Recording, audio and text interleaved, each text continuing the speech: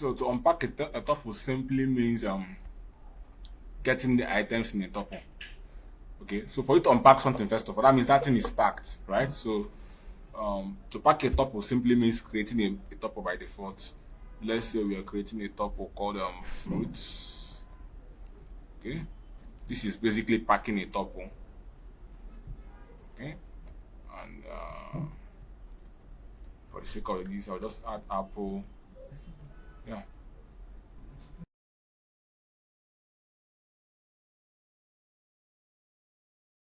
Banana. Okay, so this is packing. Then to unpack simply means to do the opposite. So x comma y equals to fruits. Okay, x comma y equals to fruits. If I go ahead to print x and print y, okay, we should have the values out. So unpacking simply removes the value from a tuple, basically. Unpacking simply removes the value from a tuple. Okay, so that is unpacking.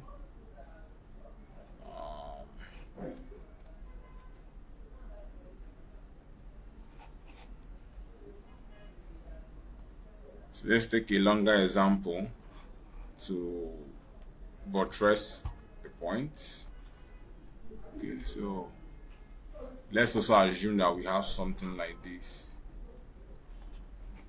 Okay.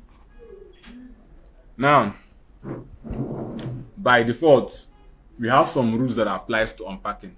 One of the rules is the size of the variables you are given in your left-hand side should equal the number of values in the tuple. Okay, that is one rule.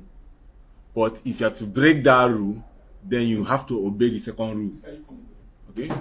One of the rules for unpacking is that the variables that you're declaring in the left-hand side, that is before the equal sign, should be equal to the number of values or items in the tuple. Okay? So in this tuple, we have 1, 2, 3, 4, 5. So the variables here should be 5. That is a rule.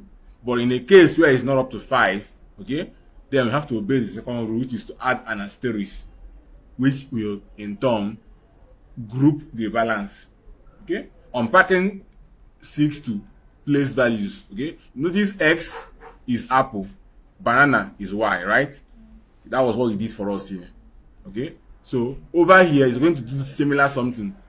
Banana will be what? Green. Yellow will be what? Sorry, apple will be green, yellow will be banana, and then every other thing here that is not having their own variables, you will now enter into this red because of what? The asterisk. Okay, that is that for unpacking because of the asterisk. In most cases, where you will use something like this is where you are loading out a constant, okay, and you want to just take some values and use the rest, basically. Okay. So where you have unequally matched something. But the point is, if you are sure of the first 3 values of what values that you want to pull out, unpacking is the safest way of getting them into single variables. And then you can abandon the rest and do what you want to.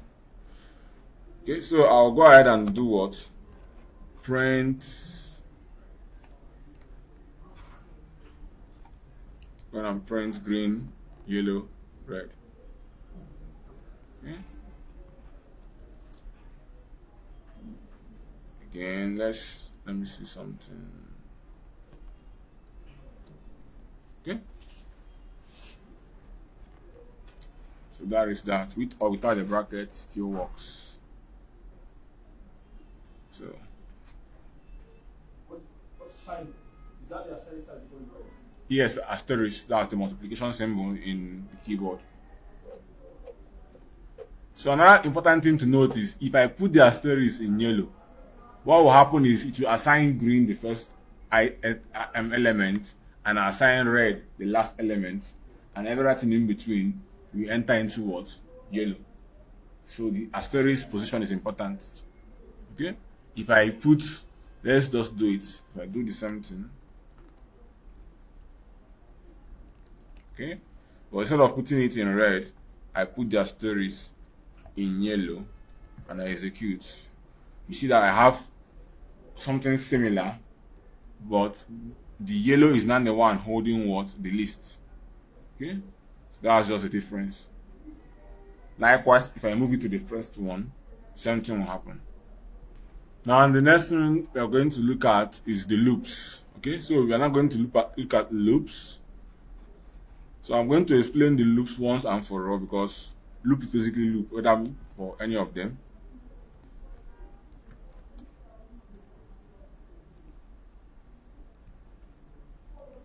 So our first case is the for loop. That's what I'm going to dwell on today, but I will still explain loops in general. Okay. When it comes to loops, there are majorly two kinds of loops.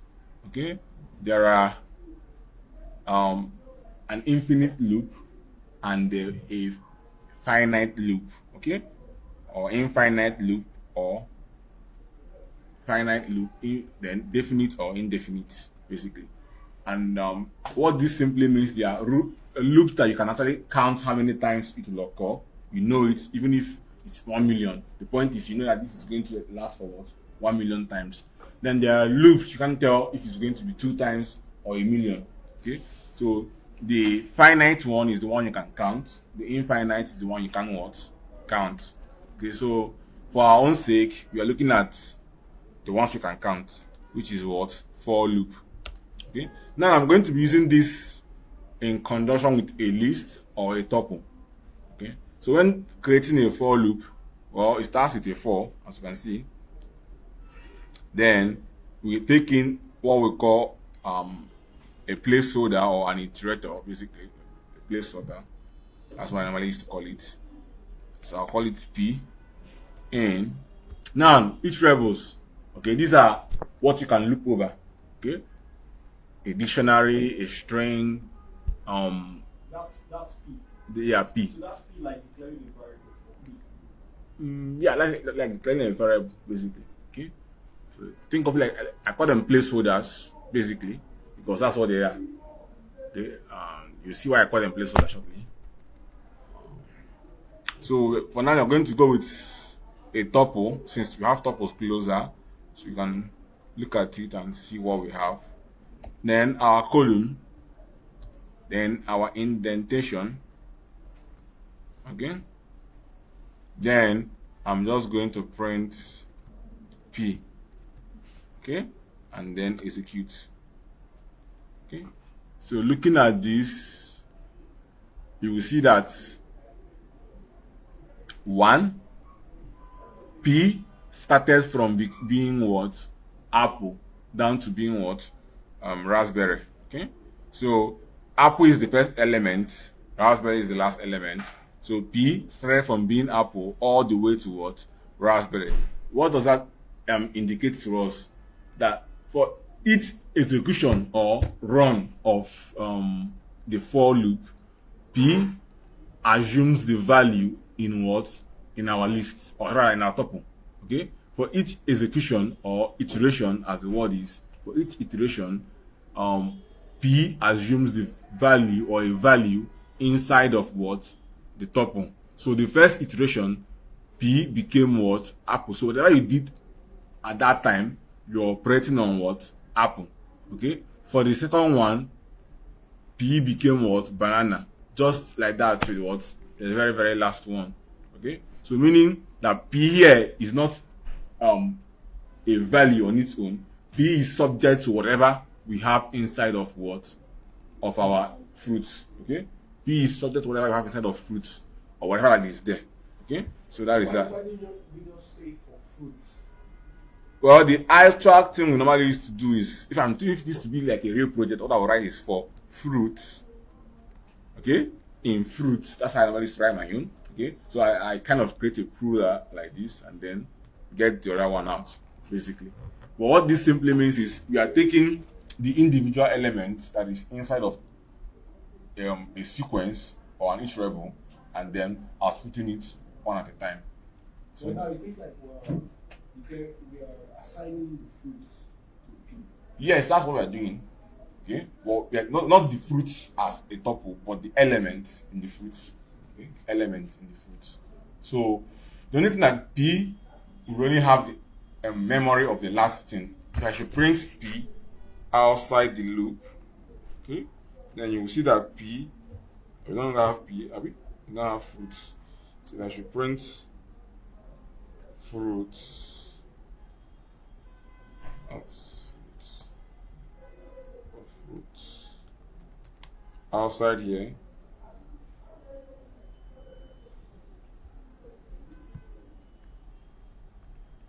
I will only have the last element returned back to me. Okay, so that's why I'm having raspberry what 2 times. So it only retains the memory of what the last thing. That is because each time this loop is executed, okay, it will override the former value of what of the fruits. Okay, so that is the idea. So the first time it came as this, and when the operation was done, it came as this. When the operation was done, it came as this. So at the last time it came as this.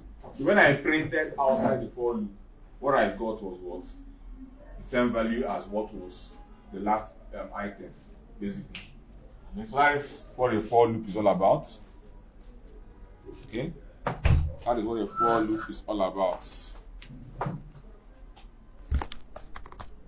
we are going to see more practical use and application of this. More practical use and application. Okay, it was from this.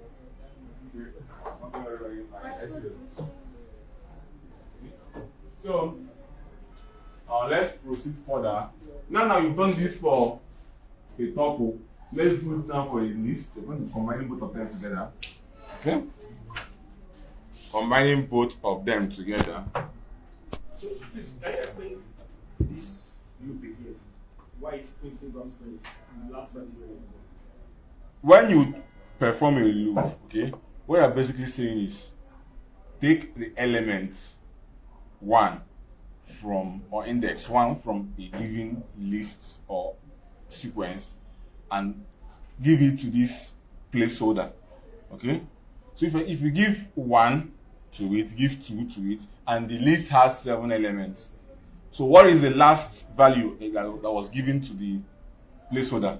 That was the 7th element, right? So if that was the last value, that means the placeholder will retain the information about the last value. So when you print the placeholder outside a loop, okay, what it will give you is the last element value in memory. It won't give you anything apart from that last. So that's why we are having raspberry 2 times, because fruit is raspberry at last. Okay, that's why. Okay.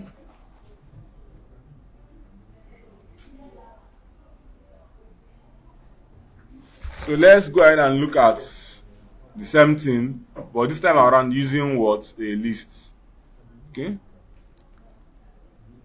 For I in square brackets, okay, 1, 2, 3, 5. Okay. Now our indentation again. Then I can now print I, basically. Then I'll print I plus 1. Okay. So I'm doing these 2 things, I, then I plus 1. So you can say we can't do, printing isn't the only aim of doing a loop. Okay. So the whole aim is to perform operations or carry out operations with it. So that is that. So printing isn't the only aim of doing a loop. So the I is basically representing what? Maybe let's use string formatting, F strings. Okay. So that's I'll say element or item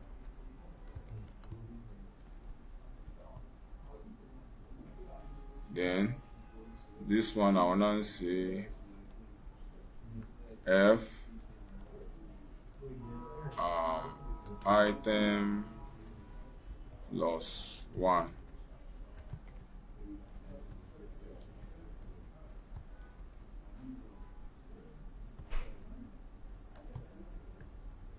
Okay, so that is that. Okay, so the item plus 1, the item plus 1, the item plus 1. Okay, basically.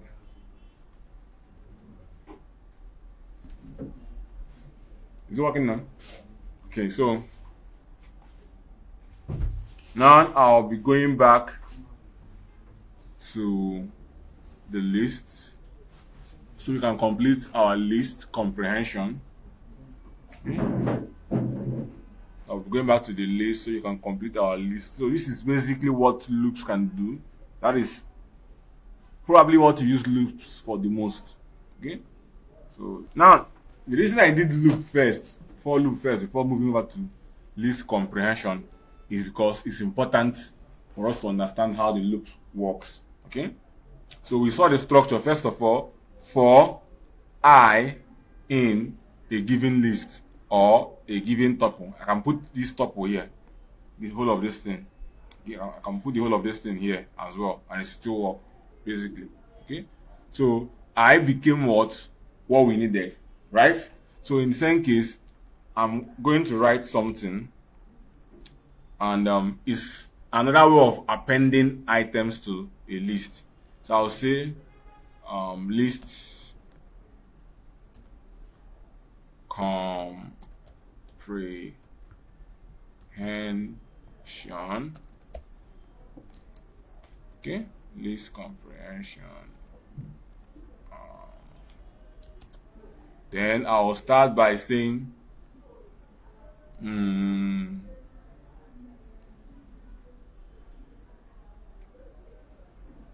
hello 5 is equals to, okay, then I'm going to copy this. Now I'm trying to rewrite it.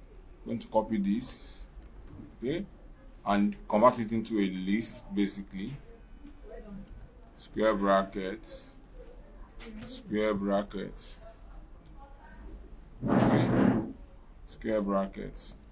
Then LU6 will be our new list.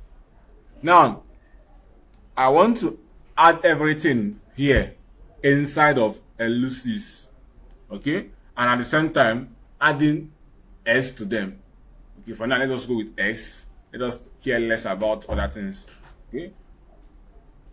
As of now we haven't done if condition, so to a greater extent, but I'm going to still try to avoid it so that we don't include it, but it's something very, very simple we can do.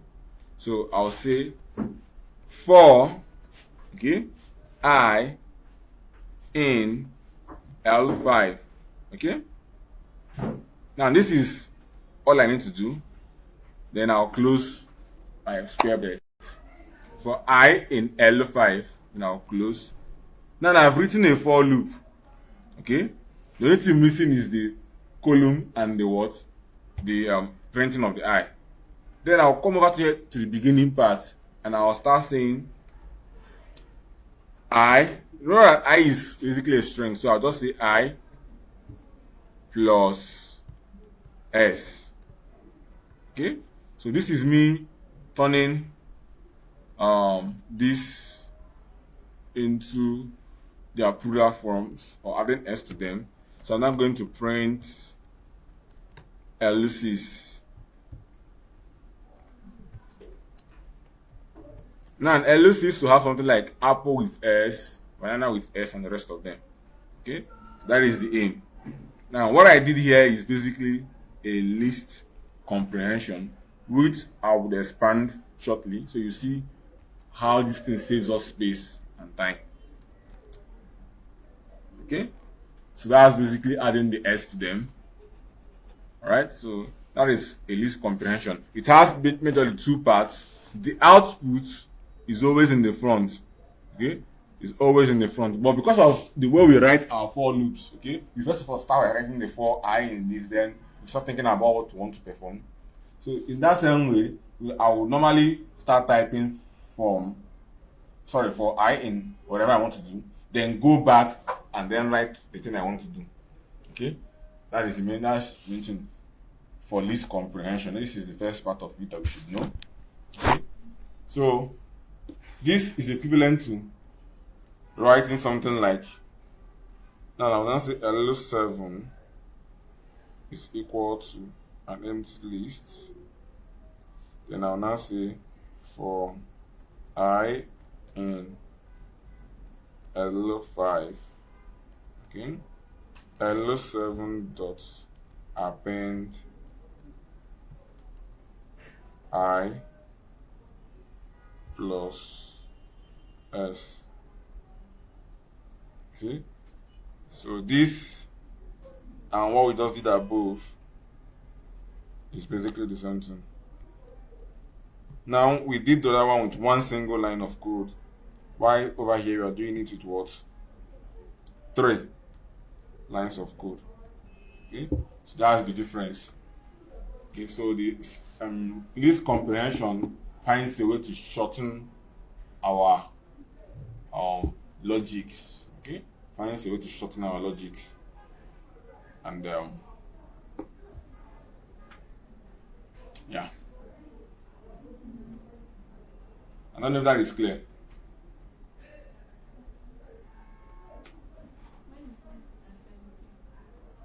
Sorry?